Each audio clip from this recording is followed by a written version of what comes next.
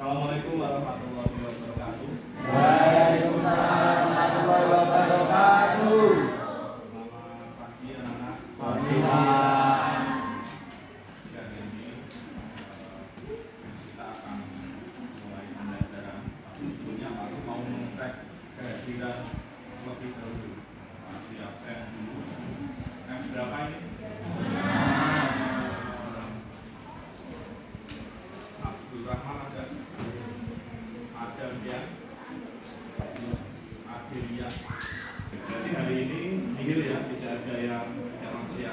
Kami harap kalian tetap menjaga kesehatan anak karena ini masih dalam kondisi sering hujan, maka biar kalian pembelajarannya itu tetap terjaga, stamina kalian tetap bagus, maka kalian bisa belajar kesehatan. Oke, anak-anak, hari ini kita akan membahas mengenai materi selanjutnya. Terlebih dahulu Pak minta kalian untuk kalian baca sekilas informasi tentang peristiwa selanjutnya. Kalau kemarin kita sudah membahas bab tentang penjajahan bangsa Jepang atau dinamakan pendudukan Jepang. Hari ini kita akan bahas bab selanjutnya yaitu peristiwa proklamasi. Maka untuk sekarang kalian baca sekilas sambil Pak Haji buatkan ilustrasi tentang peta perang dunia II dan penjajahan Jepang pada masa akhir 1944 dan 1945. Silakan dibuka modul kalian di halaman 25. Kenapa dua pulau ini kok penting bagi Jepang?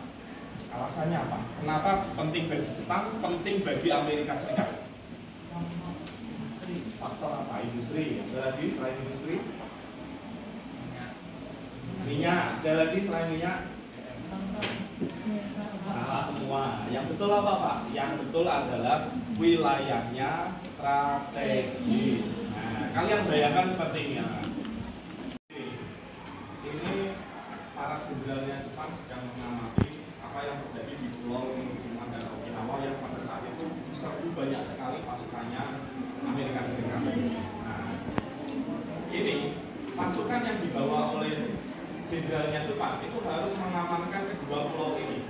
Karena kalau sampai dua pulau Iwo Jima dan Okinawa ini kalah, maka satu langkah lagi Jepang ini mau dihancurkan. Ini kalian bisa lihat.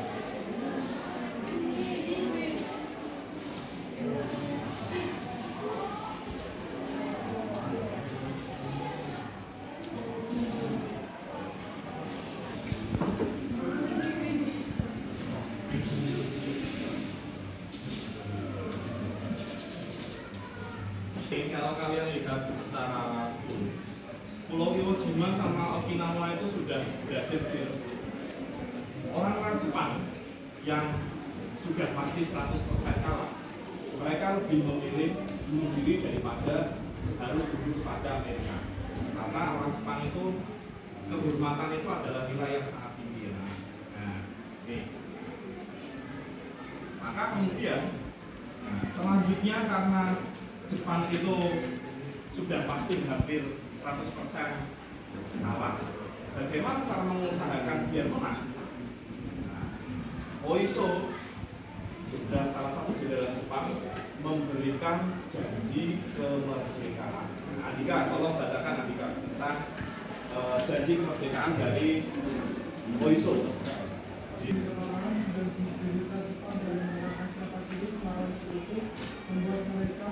Janji kemerdekaan. Nah, ketika diberikan janji kemerdekaan, orang Indonesia itu tujuannya adalah agar mau membantu pihak Jepang. Nah, maka kemudian dibentuklah organisasi militer dan semi militer. Masih pada ingat ya kemarin organisasi militernya apa aja? Heiho sama ETA. Nah, yang kedua ini yang kamu yang pakai kacamata kamu sampingmu. Yang pakai kacamata, kamu organisasi militer Jepang itu apa aja kemarin? Sama peta. Sampingnya, kamu organisasi semi militernya itu apa aja? Mari.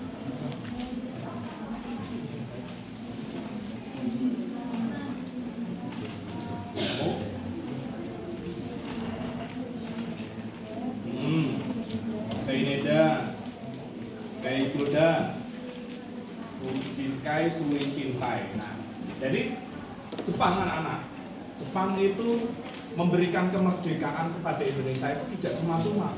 Orang Indonesia itu harus membantu Jepang dengan cara ikut dalam perangnya Jepang.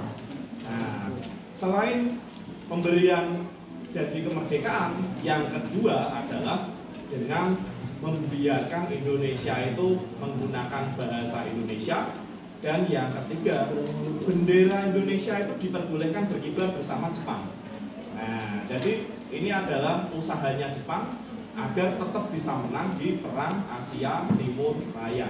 Nah, realisasi janjinya Jepang untuk kemerdekaan nantinya akan dijabarkan menjadi sebuah lembaganya Jepang, namanya adalah BPUPKI.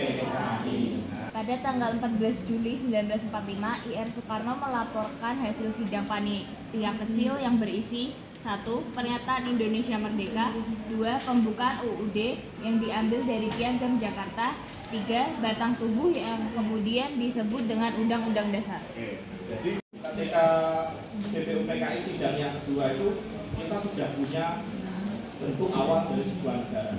Nah, setelah itu muncullah kejadian yaitu bom Hiroshima Nagasaki.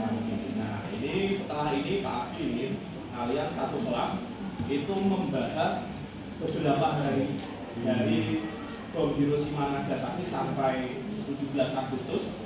Nanti satu kelas Pak Abdi bagi menjadi ini berapa? 35. Dijadikan 6 kelompok, berarti tiap kelompok ada yang 6 orang, ada yang 5 orang. Itu ya. Oke. Untuk mempermudah pengerjaan, Pak Adi bagikan LKPD. Nah, tiap orang punya LKPD satu-satu. Nah, ini tolong dibagikan di belakang ya. Presentasikan. Apa yang dilakukan bangsa Indonesia?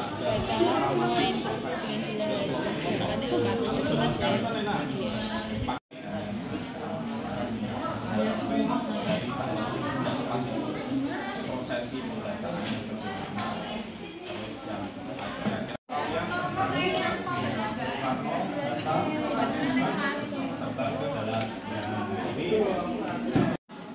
waktunya 20 menit ya anak-anak. 35 ya. Kamu hanya ini, kamu diskusi.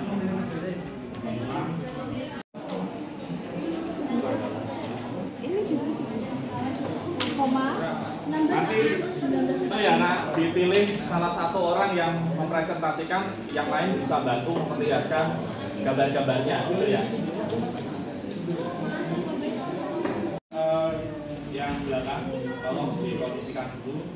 Oke, kita mulai sesi presentasinya dari hasil apa yang kalian kerjakan. Di sini Pak Abdi nanti akan menilai seberapa aktif kalian komunikasinya bagaimana, yang membantu menjelaskan juga Pak Abdi kasih nilai plus itu ya. Oke, karena tadi udah Pak Abdi urutkan, kalau sejarah itu kan presentasinya harus urut. Maka yang pertama adalah kelompok yang membahas tentang bom Hiroshima dan Nagasaki. Tolong ada yang menjelaskan dari kelompok Hiroshima dan Nagasaki tanggal 6 dan 9 Agustus. Silakan. Assalamualaikum warahmatullahi wabarakatuh. Saya perwakilan dari kelompok putih 1 yang membahas tentang bom Hiroshima dan Nagasaki pada tanggal 6 dan 9 Agustus 2005. Sebelumnya perkenalkan, nama saya Himbani Putri dan teman saya Alika, Kevin, Fadler, Rani, dan Fania. Jadi hasil diskusi kami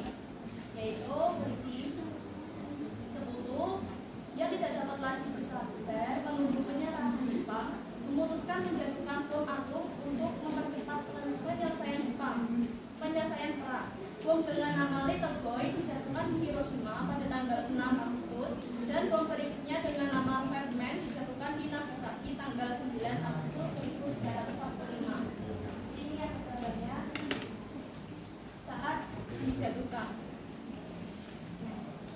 Dengan mengobomorangi Amerika Serikat berharap dapat melemahkan kekuatan militer Jepang secara cepat.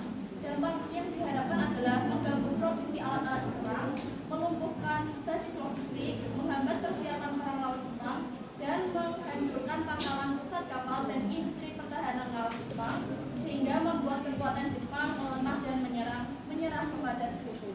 Jadi dari dampak bom ini banyak warga Jepang yang meninggal akibat radiasi dari bom tersebut, dan ini contoh korban yang dari jarak jauh. Nah, ini kalian bisa lihat korbannya itu seperti ini anak-anak. Jadi ini Pak Adi tambahin infonya ya. Silahkan duduk. Ini coba Pak Adi putarkan satu video bagaimana bom Hiroshima terjadi. Nah, kalian bisa lihat di sini nanti yang hancur itu tidak hanya satu kota. Kota yang lain terkena yang namanya radiasi nuklir. Nah, jadi katakanlah Semarang ini dibom karena ada angin, radiasinya itu mungkin bisa sampai ke Kendal atau ke Demak. Nah, efeknya apa? Kalian bisa lihat. Orang-orang di sekitar Hiroshima dan Nagasaki terkena radiasi nuklir, akhirnya mereka terkena yang namanya kanker.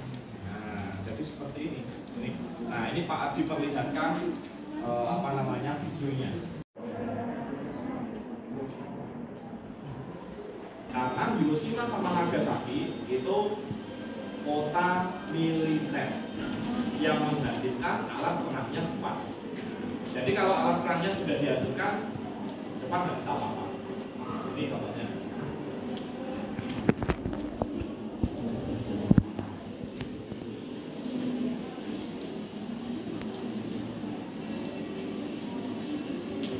Juga dihancurkan pada tanggal 7 Agustus.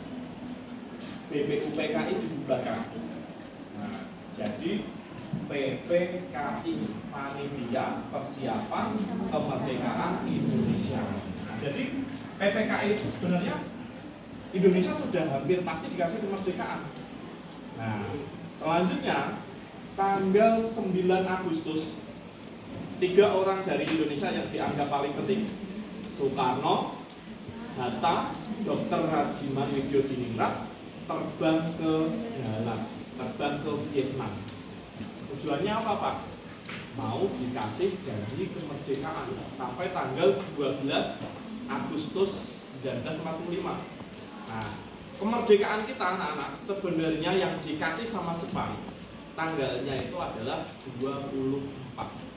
Dan itu pun yang diberikan adalah per wilayah. Jadi nanti Jawa duluan, kemudian wilayah lain.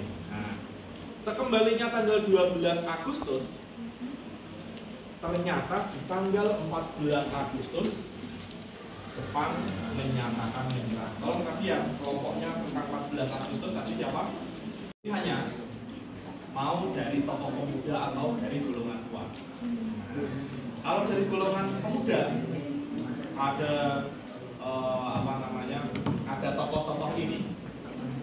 Kekurangannya adalah tokoh ini tidak memiliki atau belum memiliki karisma atau pengikutnya itu belum ada.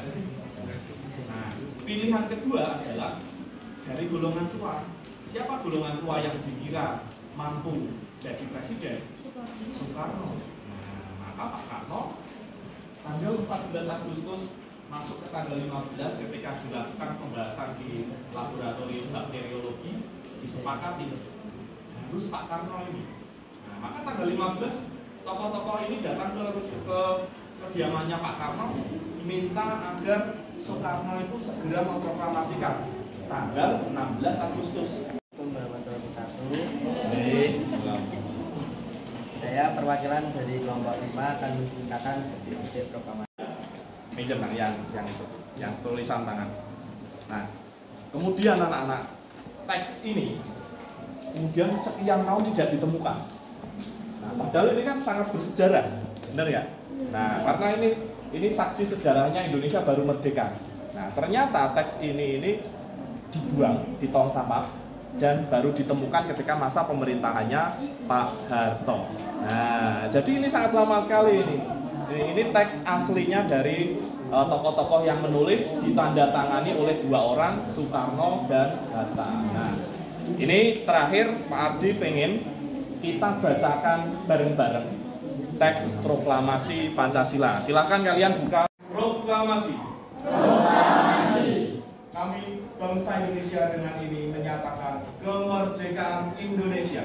Kami bangsa Indonesia dengan ini menyatakan kemerdekaan Indonesia. Hal-hal yang mengenai pemindahan kekuasaan dan lain-lain. Hal-hal yang mengenai pemindahan kekuasaan dan lain-lain Diselenggarakan dengan cara seksama dan dalam tempo sesikat-sikatnya. Diselenggarakan dengan cara seksama dan dalam tempo yang sesingkat-singkatnya. Jakarta, hari 17 bulan 8 tahun 05. Jakarta, hari 17 bulan 8 tahun 05. Atas nama bangsa Indonesia Soekarno-Hatta. Atas nama bangsa Indonesia Soekarno-Hatta. Kemudian dibacakan ini. Nah, maka selanjutnya PR-nya bangsa Indonesia adalah gimana caranya kemerdekaan ini disebarkan ke Indonesia. Kalau zaman sekarang kita pakai WA, kita pakai TV, kita pakai radio. Zaman dulu bagaimana? Nah, tolong tadi kelompok yang bahas tentang penyebaran proklamasi tadi kelompok berapa? Kelompok ini.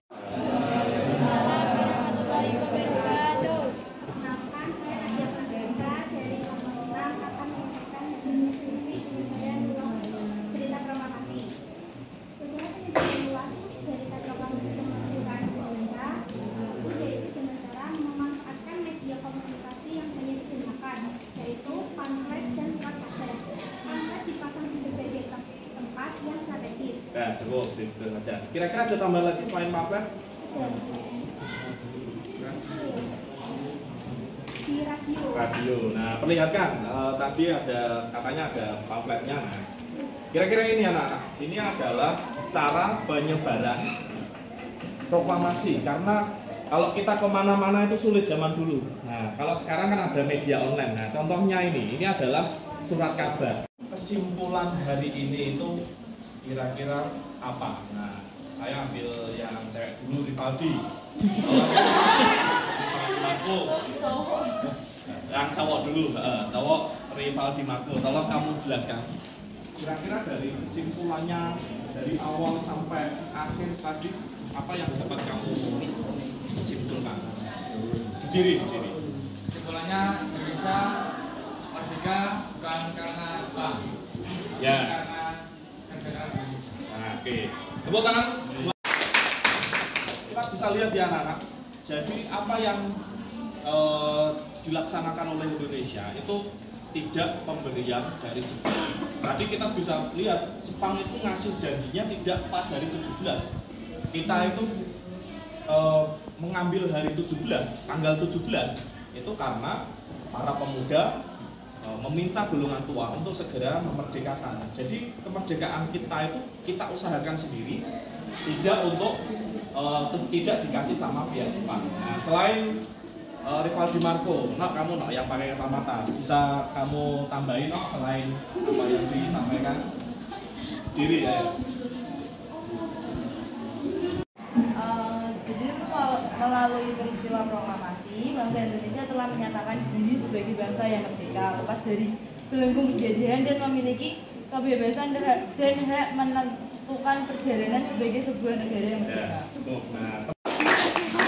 Jadi kemerdekaan itu sangat penting anak-anak. Kenapa? Karena dengan kita merdeka, kita bisa mengalahkan Indonesia ini mau kemana. Nah, untuk kalian yang masih belajar, berarti untuk mengisi kemerdekaan ya kalian belajar dengan sungguh-sungguh. Untuk Pak Ardi sebagai guru ya Pak Ardi bekerja dengan sungguh-sungguh. Nah, kira-kira itu yang bisa Pak Ardi sampaikan untuk hari ini. Ini Pak Ardi tutup. Terima kasih anak-anak, waktunya sudah habis. Pak Ardi tutup untuk pertemuan kali ini. Wassalamualaikum warahmatullahi wabarakatuh.